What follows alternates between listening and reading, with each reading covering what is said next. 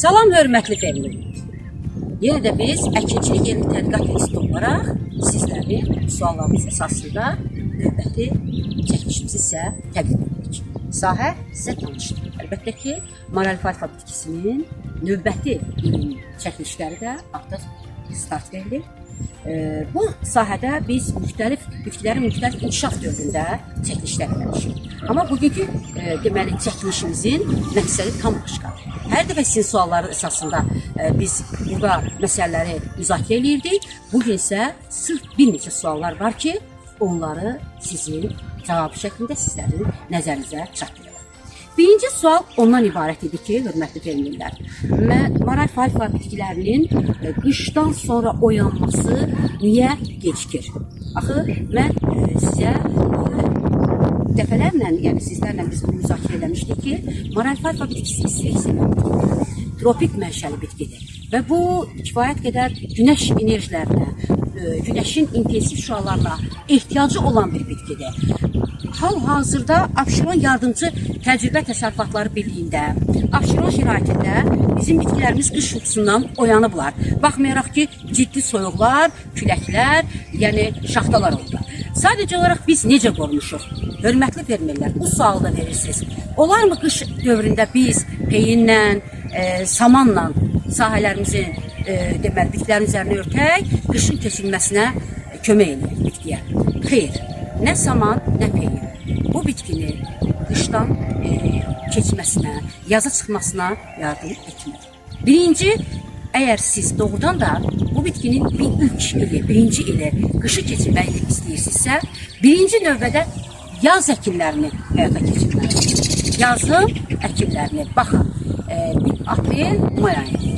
Baxmayaraq ki, aprel ayı hava çox sərt geçdi, biz aprel ayında əkin aparmışıq. Məqsədimiz bu dövrdə əkinlərin tövsiyə olunmasında, məqsədimiz bir mənalıdır. Bitkilərin qış dövrünə kifayət qədər olgunlaşmış kök sistemini formalaşdırmasıdır. İkinci sualımız ondan ibarətdir ki, çiliklə artıq biz bildiyiniz kimi bunu öncə vurğulayım ki, biz artıq köklü tinklərlə, kiçik Maral alfa köklü tinkləri ilə əkinə başlamışıq, sınav etmişik. Bunu əlbəttə ki, 2 il ərzində biz sınavdan keçirmişik. Əlbəttə ki, əgər bizim sahəmiz bir neçə növbəti ildə bildiyiniz kimi pöhrə verir. Baxın, bir çilik əkmişdik burada, bir çilik. Və buradan pöhrələr birinci budur, ikinci budur. Bir şeyi nəzərinizə çatdırın. Çiliklərin ölçüsü müxtəlif ola bilər. Buğum araları uzun ola bilər.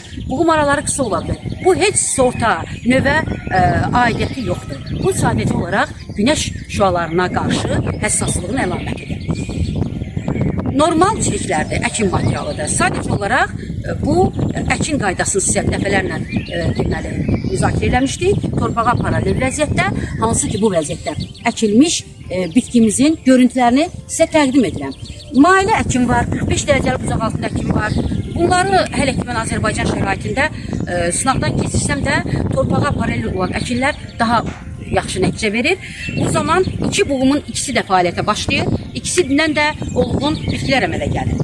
Əgər bizim sahəmiz 4-cü, 5-ci ildirsə, bildiyiniz kimi pöhrələrin sayı artır və yaxınlaşır. Və biz burada bitkilər oyanana qədər köklərin bir qismini kəsib götürürük, yeni sahəyə artırırıq. Hal-hazırda, bəli, biz bu dəqiqə çilik materialı olmadığı üçün və köklər əgər varsa daha olğun, deməli, bitki köklərdən əmələ gəldiyi üçün biz bitkinin köklərlə əkinini tövsiyə eləmişik.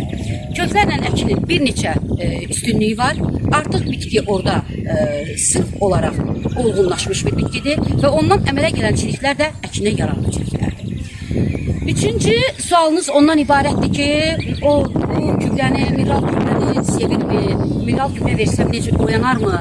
Hörmətli fermerlər, mən dəfələrlə demişəm ki, Maral alfa bitkisi mineral gübrələrə həssaslıq göstərir. Sözün əsl mənasında mineral gübrə onun inkişafına müəyyən inkişaf dövründə verilə bilər. Əgər torpaqlar çox qeyri-münbitlisə və sahə siz sıx əkin eləmişsinizsə, burada qida maddələrinə olan tələbat artır və mineral türlərinin verilməsinə şərait yaradır.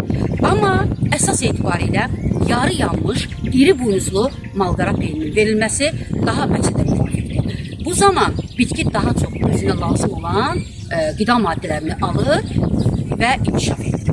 Bir həftə bundan qabaq sizin bir də nəzərinizə çatdırım ki, bitkilərin yarpaqlarında qızarma və növşəyi rəng müşahidə olunurdu. Bu, heç də onun qırmızı maralfalfa, tornado otunun olmasına dəlalət eləmir, hörmətli fermerlər. Bu, sadəcə olaraq istilik sevən bir bitkinin şaxtalara, soyuqlara, mənfi temperatura olan reaksiyasını göstərir. Mən hörmətli fermerlərin nəzərinə bir məsələni çatdırmaq istəyirəm. Fermerlər, dəyərli fermerlər, siz bitkin əkinliyi ilə məşğulsunuz. Hər kəsdən məsləhət ala bilərsiniz. Amma neçə ildir biz bu tədqiqatı aparırıq? İstər bitkinin əkin vaxtı, əkin deməli sxemi, əkin bir hektara gedən əkin materialı, məqsəddən olaraq, asıl olaraq əkin sxeminin dəyişməsi bizlər tərəfindən sizlərə tövsiyə verməyə hər zaman lazımdır. Erkən əkinlərin bitkinin, deməli, erkən əkinlərin bitkinin qışı keçirməsinə çox müsbət şərait edir. Odur ki, bizlə mütəmadi olaraq əlaqə yaradırsınız, sizə təşəkkür edirik və bundan sonra da qarşınıza çıxan hər bir problemi, hər bir məsələni yenə də bizə yönləndirin. Növbəti çəkilişlərimizdə sırf sizin suallarınız əsasında cavablandıraq. Yenə də qeyd edirəm, maralfalfa bitkisi dünyada deməli silosluq qarğıdalıya, dən yox, dənlik demirəm, silosluq qarğıdalıya alternativ olaraq yetişdirilir. Silosluq qarğıdalının silos materialını demək, tam əvəz edir.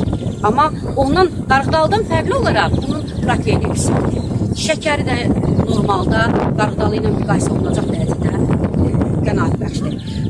Yağı və digər qida maddələrinin zəngi. Hal-hazırda bizim əməkdaşlar tərəfindən Əkinçilik Elmi Tədqiqat İnstitutunda maralfalfanın yaşıl kütləsinin keyfiyyət göstəriciləri araşdırılıb və nəticə olaraq bizim məqalələrimizdə öz əksini tapmışdır. Bizim sahəmizin özəlliyi burada bəzi sual yarana bilər. Bəzi bitkilərdə niyə oyanış var, bəzilərində yoxdur. Hörmətli fermerlər, bu artıq sizi qarşınıza çıxan bir nömrəli problemin həlli üçün biz bu çəkiliş elədik. Bəli, Azərbaycan üçün qismən soyuğa davamlı növlər, soyuğa davamlı sortlar əmələ gəlməlidir, yetişdirilməlidir. Bu gördüyünüz oyanma olan cərgələr Azərbaycan üçün rayonlaşdırılır və Azərbaycan şəraitində qışı normal keçirən bitkilər üçün bax bu çiliklərdən əkin materialı verilməlidir. Baxdığınız kimi gördüyünüz kimi bizim əkin sahəmiz çox azdır. Biz çilik satışı ilə, kök satışı ilə məşğul deyilik. Amma elə fermerlər var ki, bizdən əkin materialını aparıblar, artırıblar və onun satışını həyata keçirirlər.